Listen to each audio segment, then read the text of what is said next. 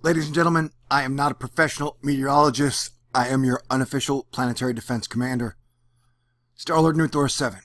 And I'm just here with a quick update, letting you guys know, we got more problems on the way. The tropical moisture that I've been talking about since the month started is only an area of increasing concern. And as I predicted, we will see tropical activity before the actual hurricane season starts. Whereas 10 days ago, people were making fun of me. Ain't nobody making fun of me now. I believe the object we are watching over the next 5 to 6 days has a 40% chance of development, which is a lot higher than 0. Jackson Dill points out on Twitter that we are in a pickle. The concern for flooding with Invest 90L, which may become Alberto, is significant. But either way, the odds of the storm stalling near the northern Gulf Coast is increasing and may dump heavy rain for days. And as we've seen, some of these storms can now take place over land and just kind of sit there. Which sure, it doesn't seem normal or natural, but it's something you need to be prepared for. And either way, I feel like Puerto Rico is crippled, Hawaii is now crippled, and my fear is that with all the moisture Florida's getting, it will be our next crippled state. I hate to have to tell you that, but it's what I believe. All right, so we're going to do a run-through of the GFS real quick. This is just supercomputers taking guesses at what the weather's going to do. But where it may get the placement wrong sometimes, I think the overall moisture levels are pretty accurate on the GFS, usually even 16 days out. And what we have here is our Azores high that I've been pointing out, that the moisture rolls around the high and ends up in Florida, Georgia, South Carolina, North Carolina, Maryland, and all along the East Coast. And 2 weeks ago, when I was saying we need to be careful of this moisture because it is at significant levels, I said we're going to have to watch the sinkhole problems because they're going to be exacerbated with all this moisture.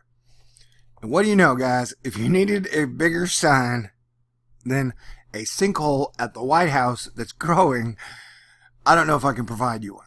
You have Puerto Rico being devastated by a hurricane. You have Hawaii being devastated by a volcano. And now you have a sinkhole in the White House lawn, which is as good a metaphor as anyone can ask for. But of course, that is not the only sinkhole problems we are dealing with. We have 4 new sinkholes in Florida. And people are saying, hey, there are always sinkholes in Florida. Well, hey, there are always volcanoes in Hawaii, but sometimes problems get worse. And that's just the way it is. So we got new sinkhole problems, Florida, Maryland, and D.C. So that's fascinating. You can add that to our damaged infrastructure since 2017 list. And that is growing. I think we're over $2 trillion now. And we're now at the point where Mother Nature is knocking down our buildings and our highways and our bridges faster than we can build them. So there has never been a better time for Americans to realize the media is really only there to divide and conquer you. And overcome that hurdle and come together as one American people to meet these challenges head on. Because as I've been the rain man of rain bans for a couple years now, pointing out that these storms are only going to get larger in severity, and these rain bands are only going to get larger in severity. Most of my predictions are coming true. Now, I'm not perfect. I do make mistakes. I just can't remember the last time I made one.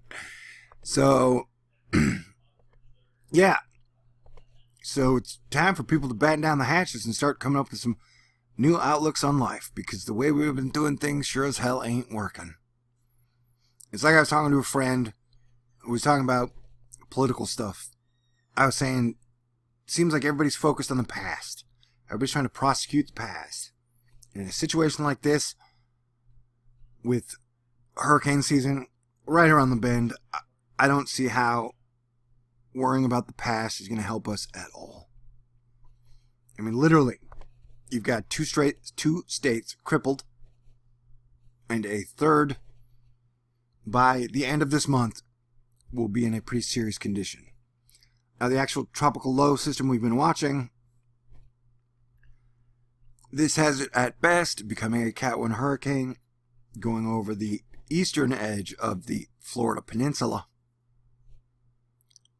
But it is not hurricane status we were worried about at this point. It is moisture. And what I have pointed out several times is that this area here always seems to split in two like an amoeba.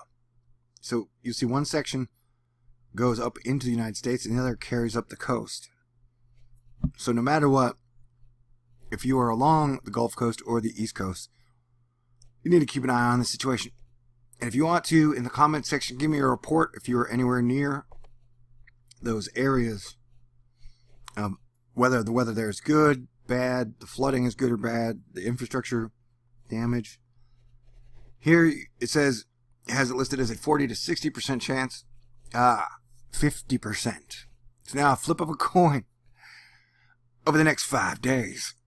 And what was funny is I had pro meteorologists saying I was a fearmonger 2 weeks ago. And I was saying, hey, I would say the chances of us seeing tropical activity, possibly a hurricane, before June 1st are very high. And my intuition says it will happen. People are like, you don't know what you're talking about. GFS always poops out poop. You know, you don't know nothing. I'm like, really? I guess you guys don't watch Thor News. I actually know quite a bit. And so, yeah, 50% chance that I'm right, that we will see tropical activity before hurricane season starts. So that's just something. And here we're looking at the moisture levels. And it seems like the inside of Earth has like a heartbeat. And so we see the storm surge up with the heartbeat flow. I'll get into that later. And so here's today's rainy areas. As you can see, there are still some parts of America that won't get any rain. So that's, I guess, a good sign. What we got here? Oh, we got a lot of cool stuff, huh? Yeah, we do. If you don't like the way I present my information, the good news is YouTube has a lot of people that present information. And so I welcome you to find the person that presents information the way you want it presented to you. All right. So here we are. We're looking at the Azores High. Florida's up here somewhere. Florida's right there. Excuse me. And you got your giant head of the entire storm spinning towards Europe. Here's our giant Azores High. It's weird, though, that the moisture's going west, north. I'm sorry, east. It goes east and north. But this whole situation is concerning. And if you'll notice, this moisture spot is just pumping water vapor straight up the coast and into Florida. And projections have it doing so for a long time. Now let's kick on over here to total accumulated precipitation over the next 16 days. Boom. There we go. And so yellow is 20 for 20 inches, anywhere between 14, right? And so even 2 weeks out from now, it's got the southern tip of Florida getting about 20 inches of rain. More on top of what they've had. And they've already had some excessive levels this month already. As we can see, parts of Alabama, Mississippi, Georgia, South Carolina, into Virginia getting a lot of rain. So that is something that definitely needs to be monitored. And overall, the weather condition is pretty wild. This next 48 hours, who's going to see rain? Basically the same spots are going to be seeing it. So everybody need to be prepared. And here is precipitable water. That means any water or rain that's willing to participate in the storm.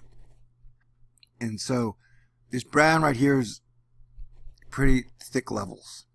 And so as you can see, the level of precipitable water that continues to head up into the Gulf is pretty alarming.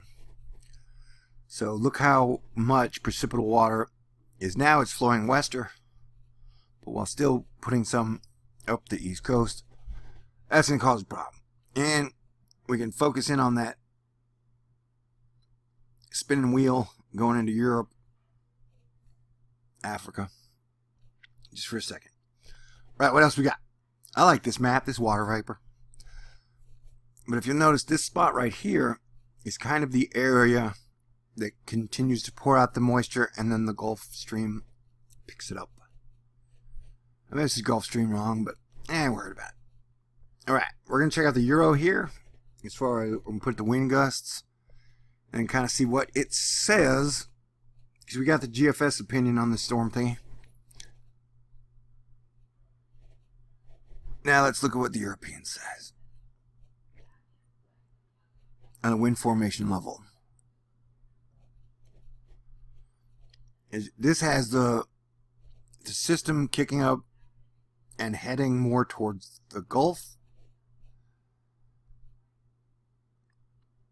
and they have been talking to us for a month or two about rapid intensification, and so I would be prepared for rapid intensification. I think 48 hours, you need to be ready to respond within 24 to 40 hours. Technically, on an emergency plan, you need to be ready to act and respond this year pretty fast, because the information may come in at pretty fast levels.